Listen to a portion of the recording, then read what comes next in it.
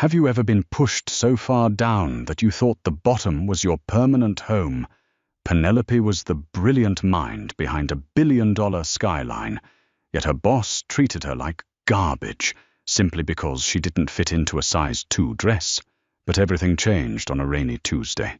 A spilled tray of scalding macchiatos, a ruined $5,000 suit, and an accidental collision with the city's most feared underground kingpin turned her living nightmare into a brutal, satisfying vengeance.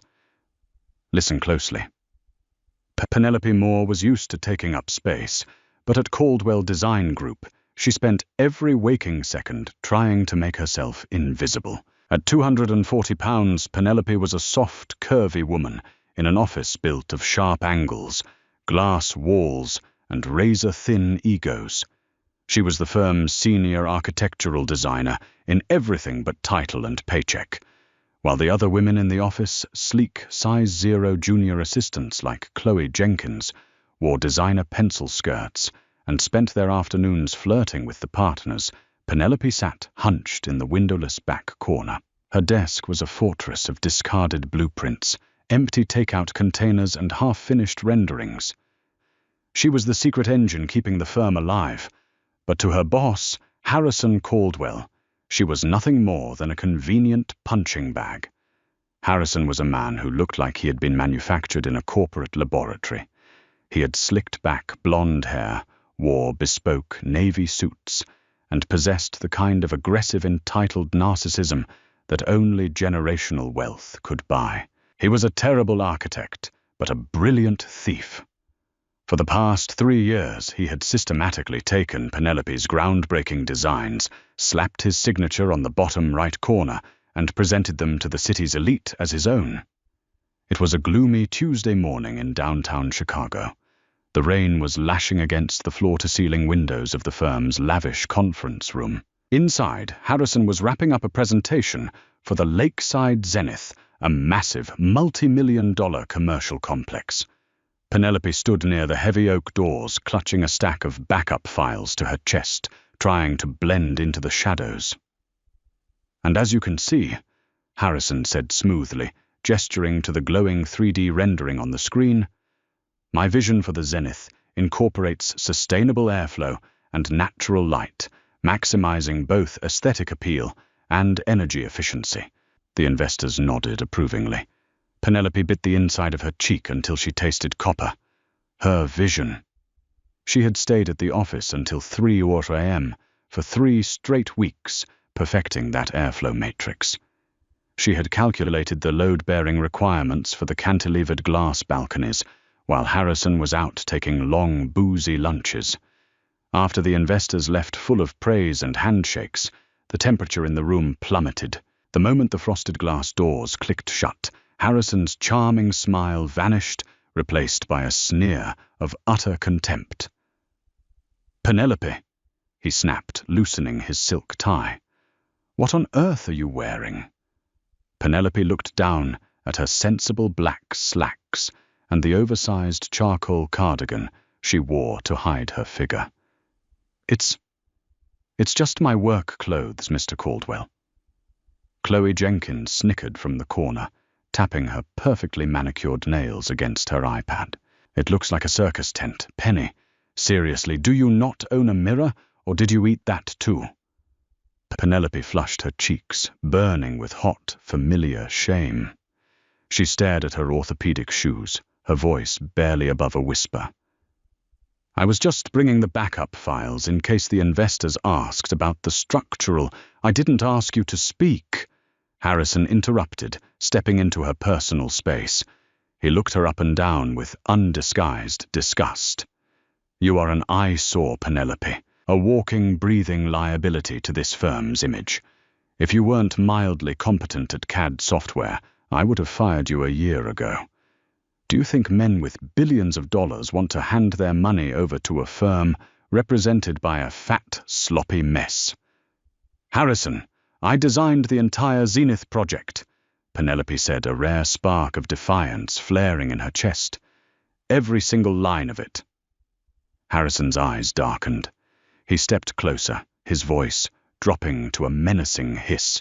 You designed nothing. You executed my ideas. You are a human printer, Penelope. And right now, the printer is out of line." He turned away, dismissing her entirely. "Go get the office coffee, and don't mess it up like last time. Chloe wants oat milk, not almond. If you can't even get an order right, maybe we need to find someone who can." "It's pouring rain," Penelope pointed out, her voice trembling. "And I have the deadline for the structural revisions." Did I stutter? Harrison roared, the sudden volume making Penelope flinch. "Get the coffee, now, and take the stairs down. God knows you could use the cardio." Chloe laughed out loud. Penelope swallowed the massive lump in her throat, her eyes stinging with unshed tears. She nodded silently, turned on her heel, and walked out of the conference room. She didn't take the stairs. She took the elevator, leaning against the cool metal wall as the car descended 40 floors, silently praying for the day the earth would just open up and swallow her whole. The rain in Chicago that day wasn't just falling, it was attacking. It blew sideways, stinging Penelope's face like tiny needles as she trudged 3 blocks to the artisanal coffee shop Harrison demanded they use. She didn't have an umbrella. Chloe had borrowed hers last week and never returned it. By the time she reached the cafe, her hair was plastered to her face, and her cardigan was soaked through, hanging off her heavy frame like a soggy, wet blanket. She placed the massive order: 4 extra-large lattes, 3 iced matchas, 2 double espressos, and Chloe's ridiculously complicated half-calf oat milk vanilla macchiato. She paid with the company card, waiting shivering near the counter. When the barista handed her the 2 large cardboard trays, they felt ridiculously precarious. 11 hot and cold drinks brimming to the lids, balanced on flimsy recycled cardboard. Penelope tucked her leather portfolio containing her original sketches for a new casino project she had been working on in secret tightly under her arm, and began the agonizing trek back to the office. The wind fought her every step of the way. Her arms ached, her wet clothes chafed, and her heart pounded with a mix of physical exertion and deep, soul-crushing anxiety. "If I spill these, he's going to fire me," she thought in a panic. "If he fires me, I can't pay my mother's medical bills. I'll lose the apartment." She finally made it back to the towering glass and steel lobby of the Caldwell building. She nudged the heavy revolving door with her hip, struggling to keep the drink trays level. The lobby was expansive, with slick marble floors that were currently slick with rain, tracked in by hundreds of corporate drones.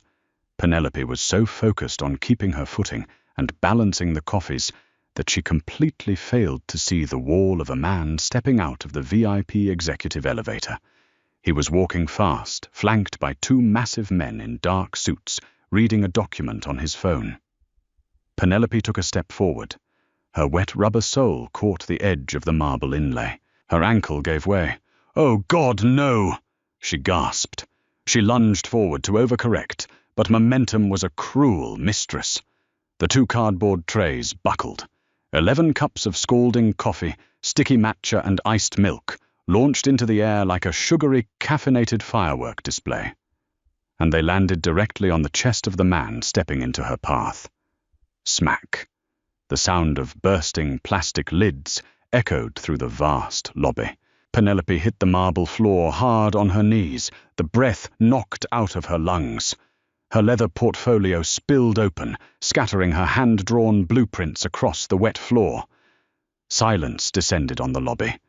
Penelope scrambled to her knees, gasping in horror. She looked up.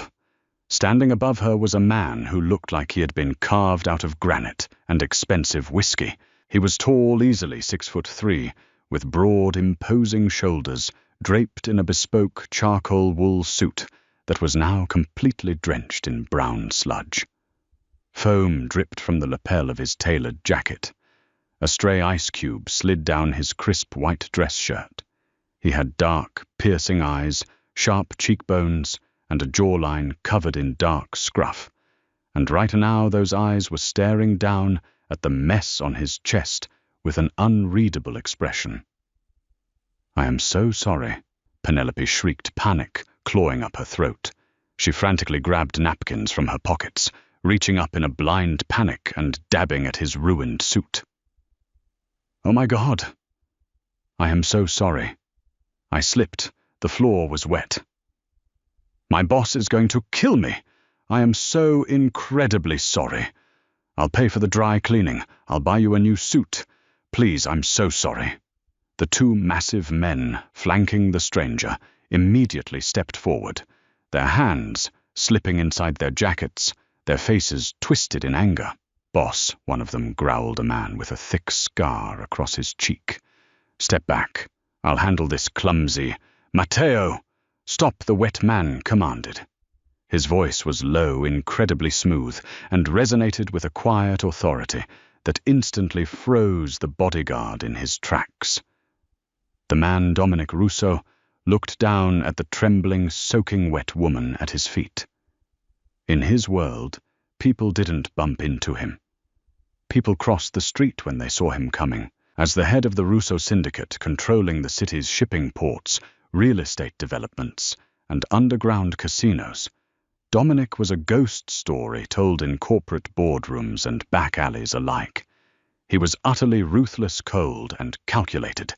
But as he looked at Penelope, he didn't see an assassin or an insult. He saw genuine, raw terror.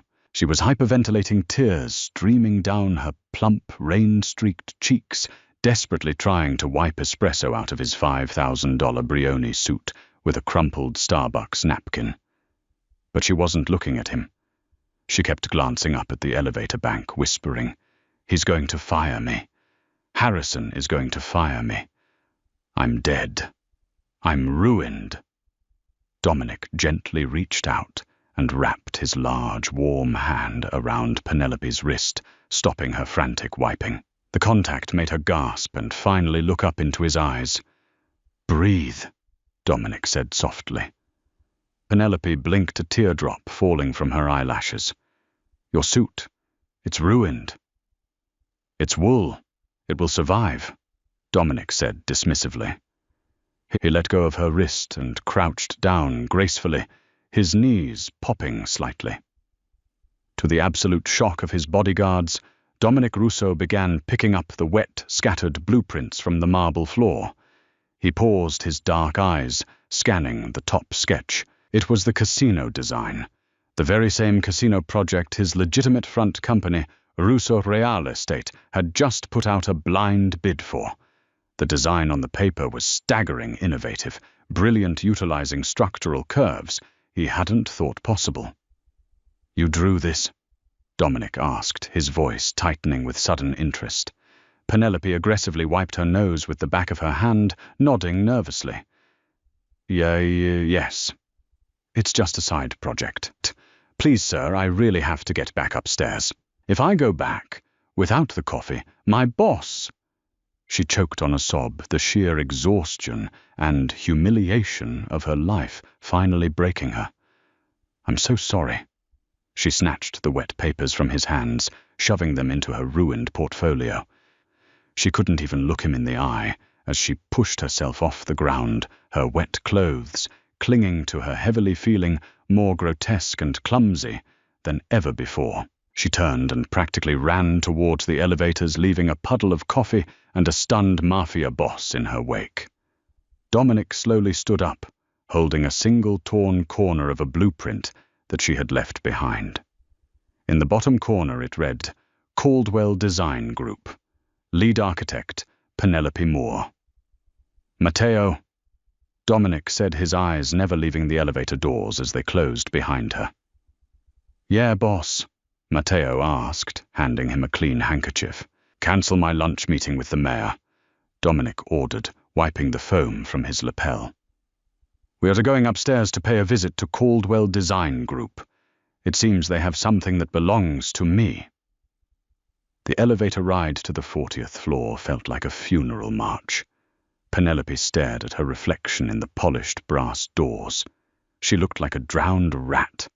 Her hair was a tangled, frizzy mess, her clothes were stained with coffee, and floor grime, and she was entirely empty-handed.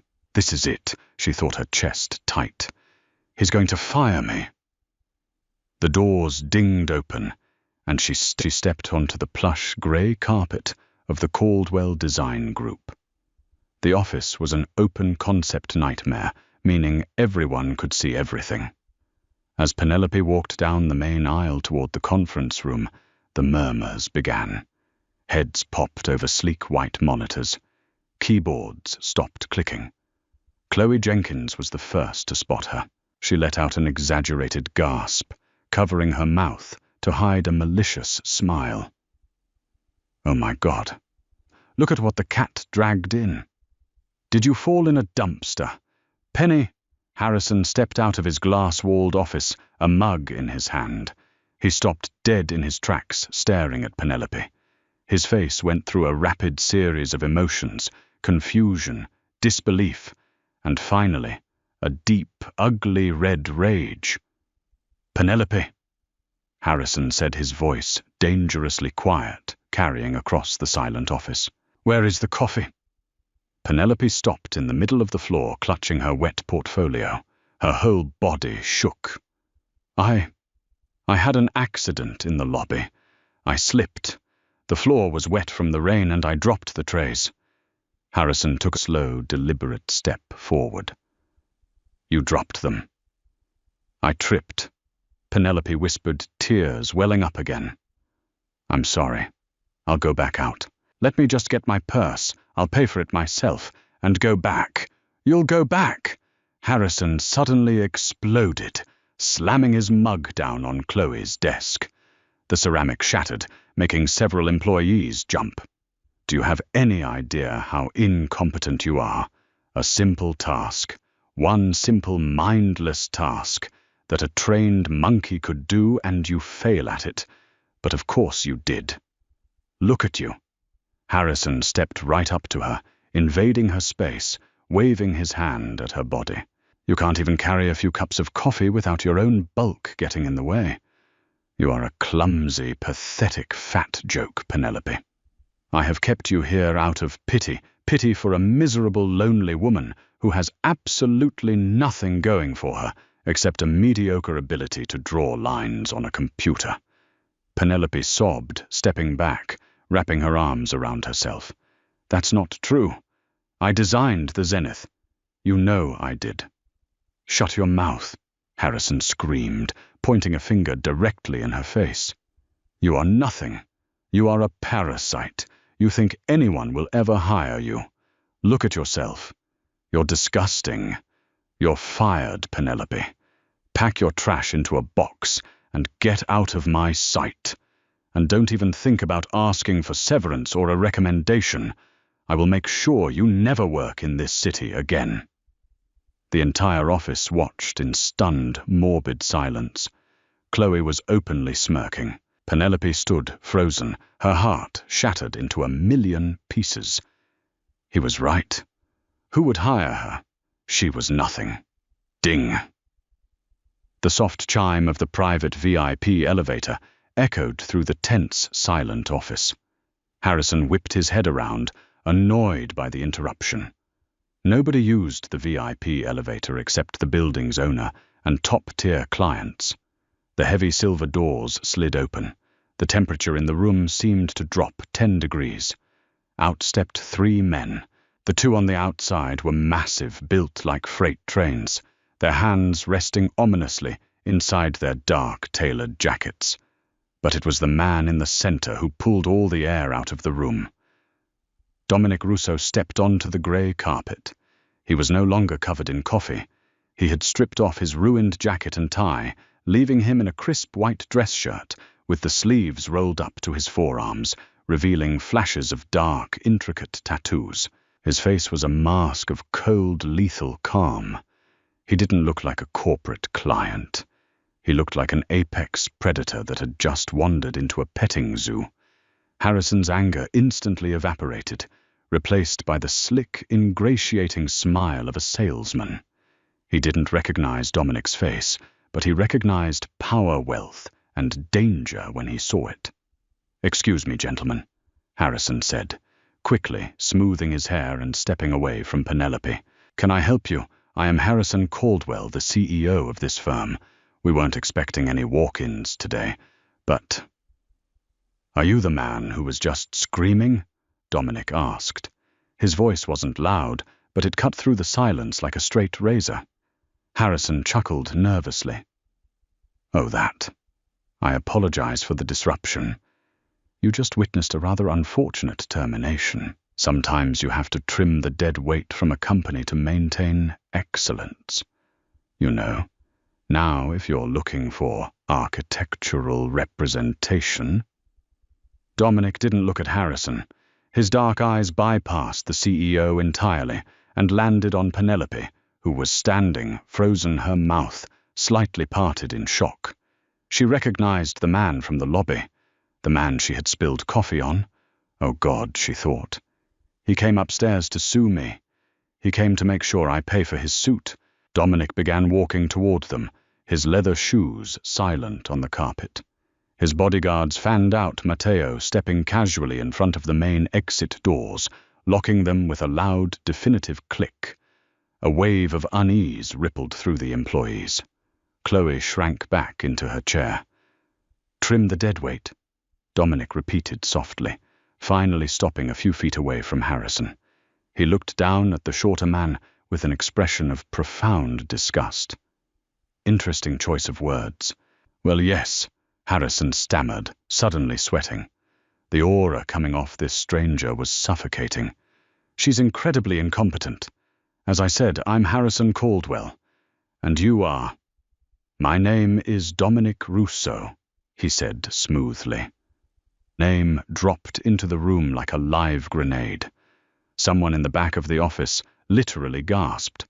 Harrison's smug face drained of all color, turning a sickly ashen gray. His knees visibly buckled. Every businessman in Chicago knew who the Russos were. They owned half the concrete in the city and controlled the labor unions.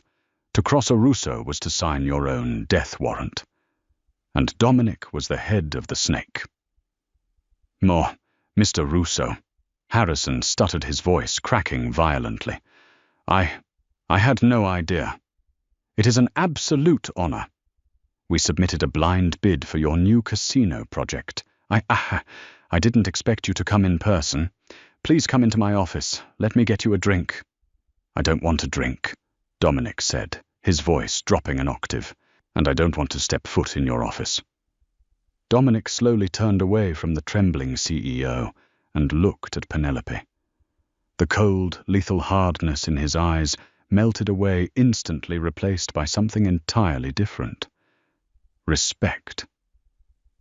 He reached into his pocket and pulled out the torn corner of the blueprint he had picked up in the lobby. He held it out to her. "Ms. Moore," Dominic said gently, ensuring the entire office heard him.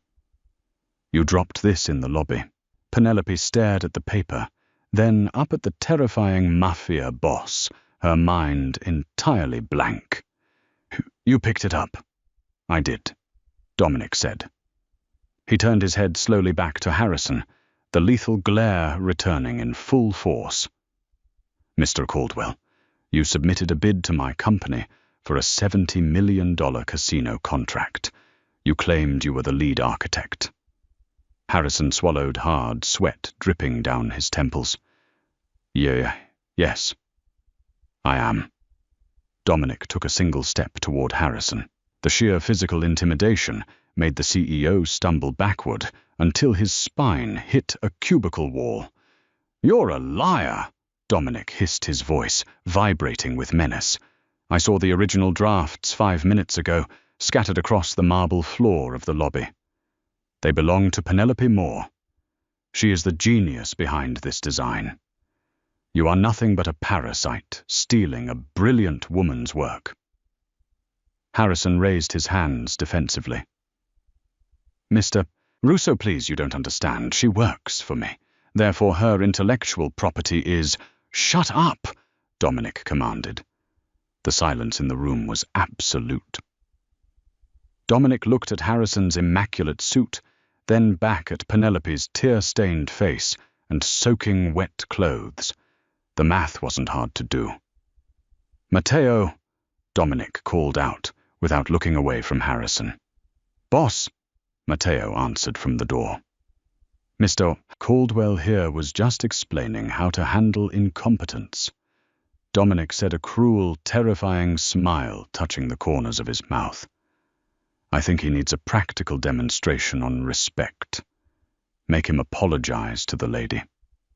Properly." Matteo didn't sprint. He didn't even rush. He walked across the open concept floor of Caldwell Design Group with the casual, terrifying stroll of a man who broke bones for a living. The employees parted for him, like the Red Sea, pressing themselves against filing cabinets and frosted glass partitions, desperate to avoid his gaze. Harrison pressed his back flat against the cubicle wall, his impeccably styled blonde hair now clinging to his sweaty forehead. "Now, wait just a minute," Harrison stammered, raising his hands in a frantic, placating gesture. "Mr. Russo, we are businessmen. There is no need for this. I can offer you a discount on the retainer. We can co-credit Ms. More on the blueprints." Matteo stopped directly in front of the CEO.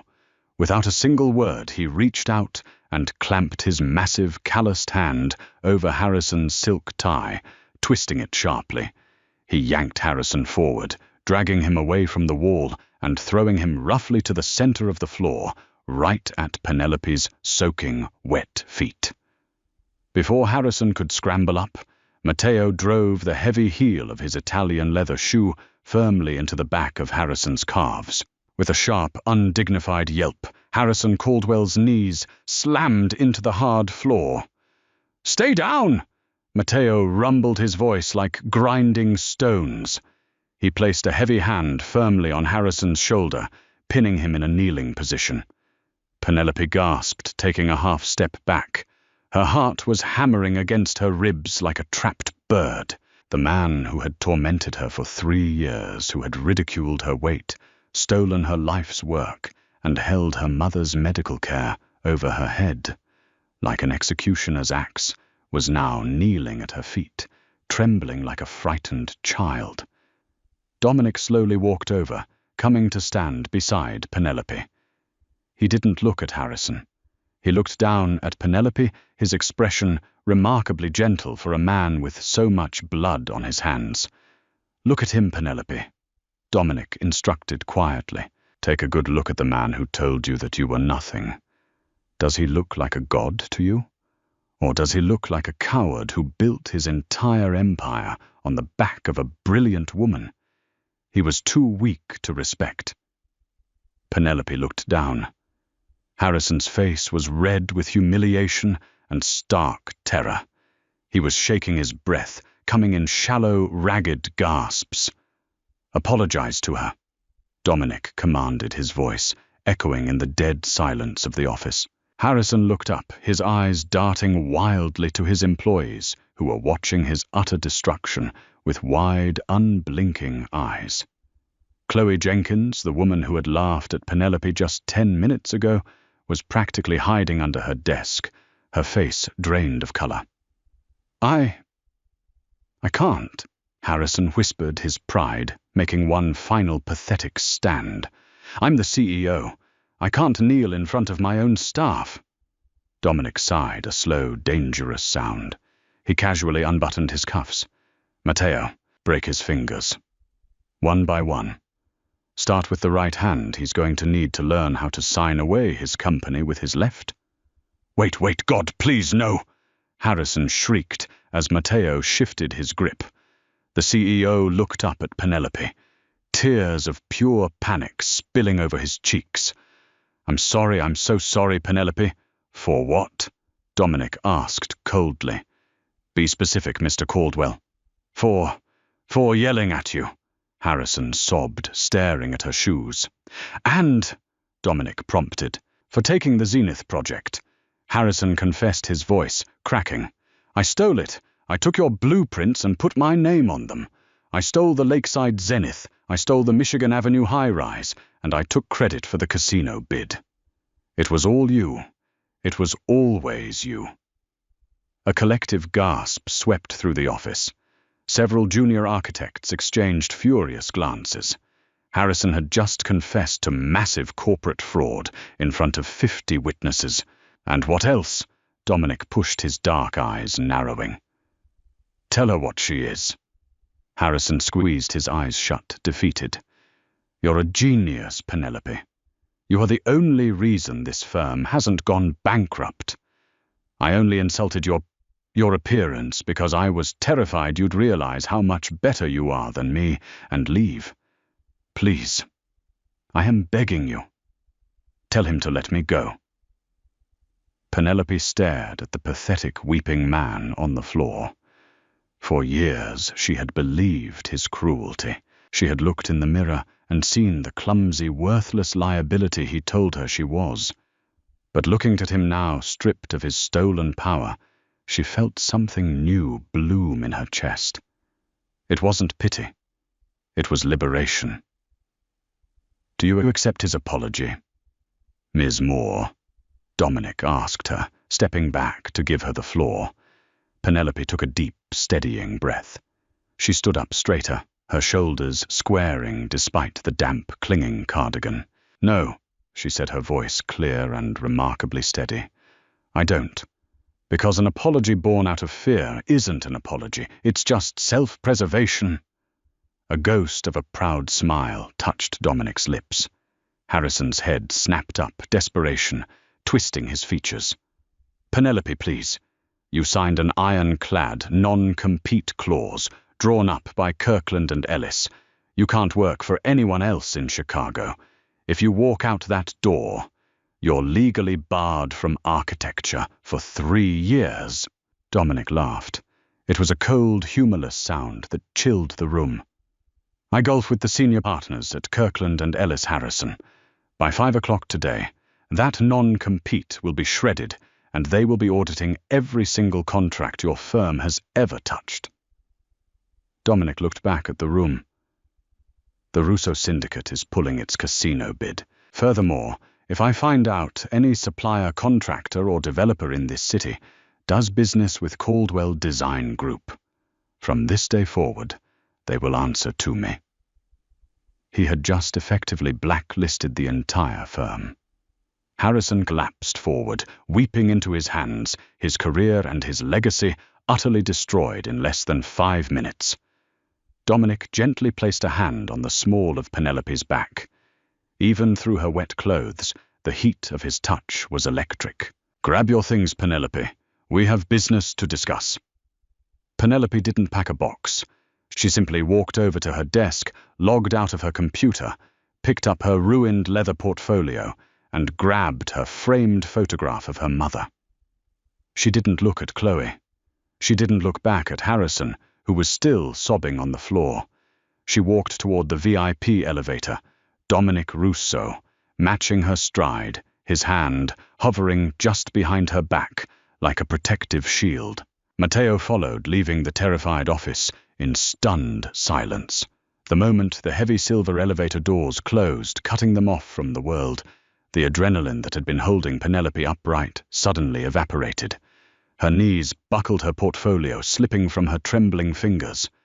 Before she could hit the floor, Dominic caught her. His strong arms wrapped around her waist, pulling her flush against his chest. He didn't struggle with her weight. He held her easily, solidly, lowering her gently until she could lean against the brass railing of the elevator car.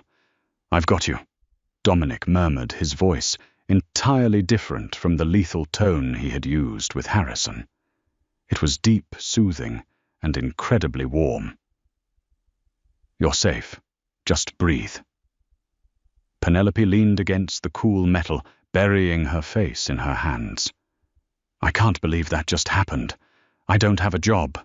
The medical bills. My mother is at Mount Sinai Hospital for a specialized cardiac treatment, and I just lost my only source of income. Dominic stepped back, shrugging off his wet dress shirt. Underneath, he wore a plain, perfectly fitted black t-shirt that clung to his broad chest.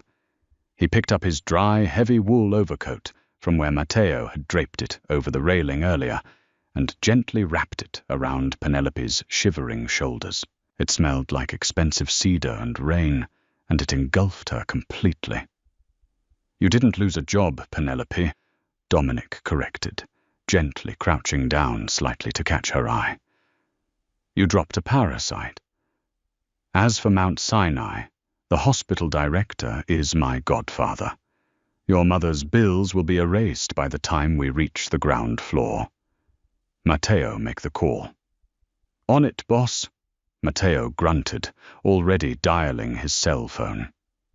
Penelope stared at Dominic, her mouth dropping open in shock. You can't do that. I can't accept that. You don't even know me. I spilled coffee all over you. You showed me a $70 million design that was going to revolutionize the South Side skyline." Dominic countered his dark eyes, intense and unblinking. "And you did it on the back of a napkin while working for a tyrant who treated you like dirt. You are brilliant, Penelope." Penelope looked away, her cheeks burning furiously. I'm fat and clumsy. I'm a mess." Dominic reached out his warm fingers, catching her chin, forcing her to look back at him. "You are beautiful. You take up space in a world that wants women to be small and silent. Never apologize for your presence again." The elevator dinged, opening into the private underground parking garage. A sleek black Maybach was waiting, engine purring. "Where are we going?" Penelope asked hesitantly as Matteo opened the rear passenger door for her. "We are going to my private suite at the Langham," Dominic said smoothly, guiding her toward the car. "You are going to take a hot shower order, whatever you want from room service, and put on dry clothes. And then we are going to sit down and discuss the future of Moore and Associates." Penelope froze one foot in the car. Moore and Associates. Dominic offered a rare, genuine smile. "My syndicate requires an exclusive in-house architectural firm. I need someone who understands structural integrity. Someone who can design a casino that looks like Jingang built it, but holds secrets like a fortress. I provide the capital, the office space, and the clients. You provide the genius. You will own 51% of the company. You will be your own boss." Penelope's mind spun. "Why are you doing this for me?" Dominic's expression sobered. He looked out into the dimly lit garage shadows, playing across his sharp jawline. "When I was young, my family was pushed out of our neighborhood by men in expensive suits who thought they could take whatever they wanted because we didn't have the power to stop them. I made a vow that I would never let an arrogant bully win again. I see a lot of myself in you, Penelope.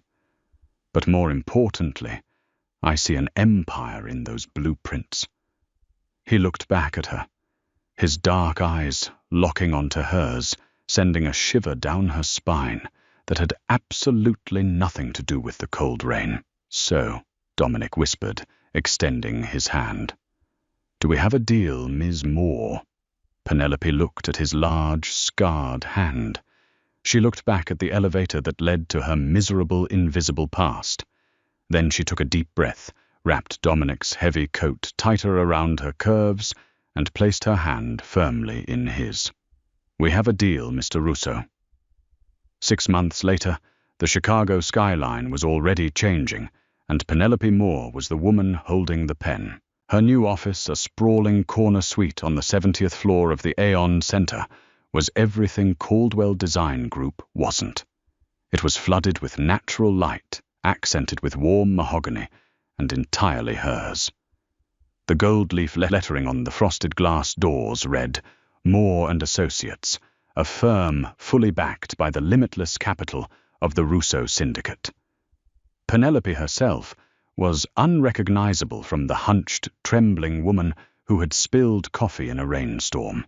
She had stopped trying to hide her body under oversized, miserable cardigans. Dominic had introduced her to a private tailor on Oak Street who specialized in custom couture. Today she wore a deep emerald green wrap dress that hugged every curve, accentuating her full hips and the soft, beautiful lines of her silhouette. Her hair was styled in thick, confident waves. She took up space, and she did it with absolute authority. And why shouldn't she? Her mother, recovering beautifully from surgery, under the care of Dr. Samuel Rosenberg at Mount Sinai, was finally healthy. The medical debt was gone, wiped out with a single phone call. Her architectural firm had poached the top talent in the city, offering double the salaries and a toxic-free environment. But the biggest change was the man who currently sat on the edge of her mahogany desk, casually twirling a silver pen between his fingers. Dominic Russo was a terrifying spectre to the criminal underworld, but to Penelope, he was a revelation. Over the past 6 months, their professional partnership had evolved into an intense, all-consuming romance. He didn't just respect her mind. He worshipped her body. He took her to private candlelit dinners at Bavette's Bar and Boeuf, where he would hold her hand across the table and listen to her talk about load-bearing vectors for hours. He made her feel like a goddess forged in marble and steel. "You're staring, Miss Moore," Dominic murmured, a slow, devastating smirk spreading across his face. Penelope felt a flush of heat rise to her cheeks, but she didn't look away. She stepped closer, resting her hands on his broad chest, feeling the steady thump of his heart through his tailored suit. "I was just thinking about the fact that the casino's structural steel goes up tomorrow, the Russo Grand. It's actually happening."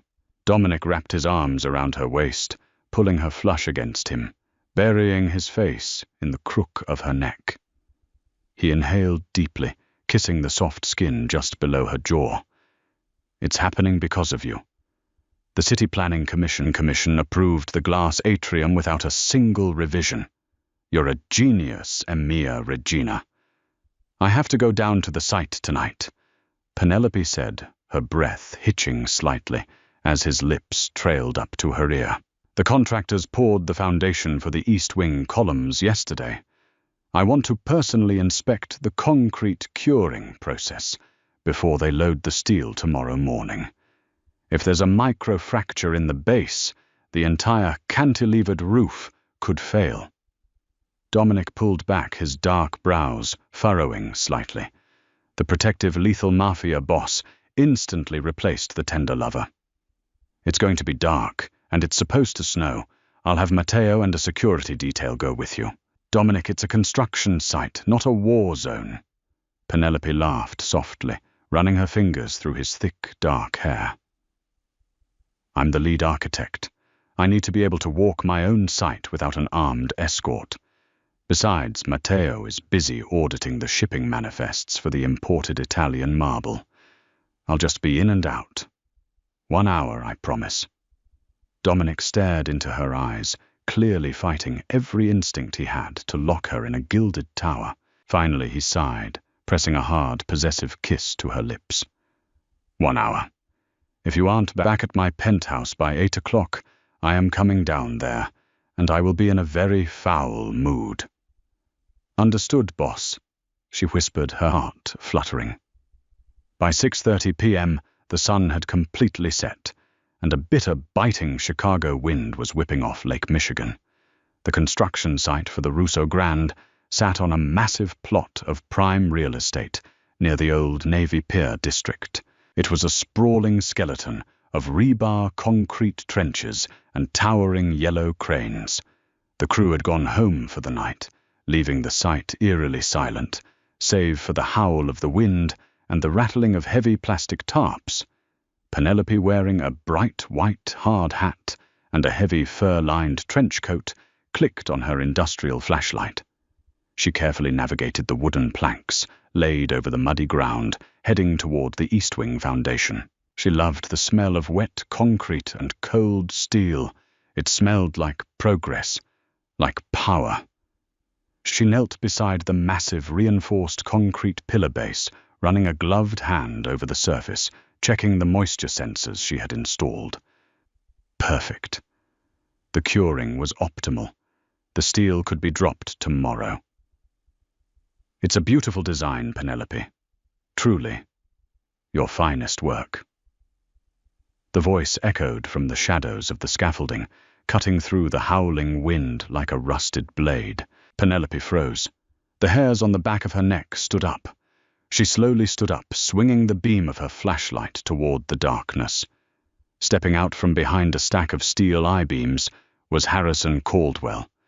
But he didn't look like the polished, arrogant CEO he once was. He looked completely unhinged.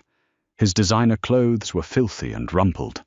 He had a ragged beard, dark, hollow circles under his eyes, and he reeked of cheap whiskey. In his right hand, he held a heavy 3-foot steel crowbar. "Harrison!" Penelope breathed, taking a cautious step backward, her boots slipping slightly in the freezing mud. "I lost everything." Harrison spat, his voice trembling with a terrifying mix of sorrow and violent rage. "My firm went bankrupt in 3 weeks. 3 weeks, Penelope. My wife took the penthouse at the Waldorf. She took the cars, the bank accounts. Every architectural board in the country blacklisted me. I'm ruined, and it's all your fault."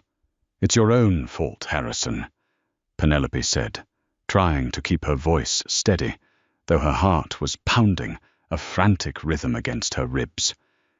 She discreetly slid her hand into her coat pocket, her fingers brushing the cold glass of her phone. "You stole from me. You abused me. You built a house of cards and it finally collapsed. I gave you a job when no one else would look twice at a fat, pathetic amateur." Harrison screamed, slamming the crowbar against a metal drum. The deafening clang made Penelope flinch. "I made you, and you destroyed my life for a mob boss." He took a step forward, his eyes wild, the crowbar raised. "If I can't build anymore, neither can you. I'm going to smash every load-bearing sensor on this site. I'm going to compromise the foundation. And then, Penelope, I'm going to compromise you." Panic, cold and sharp, flooded Penelope's veins. Harrison wasn't just here to gloat. He was here to cause a catastrophic structural failure, and he was perfectly willing to kill her to do it. But as Harrison lunged forward, swinging the heavy steel bar toward her head, Penelope didn't cower. The timid, invisible woman who used to cry in the break room was dead. She was Penelope Moore, partner to the most powerful man in Chicago, and she knew this construction site better than she knew her own reflection. She threw her heavy body weight to the side, rolling under the scaffolding. The crowbar smashed into the concrete pillar where her head had just been sending sparks and chips of stone flying into the freezing air. "Come back here, you fat cow!" Harrison roared, stumbling blindly into the darkness after her. Penelope scrambled to her feet, her breathing ragged. Think, Penelope, think. The site was a maze, but she had drawn the map. She knew that just 20 yards to the north was the trench for the underground parking structure, a sheer 20-foot drop into a grid of exposed rebar.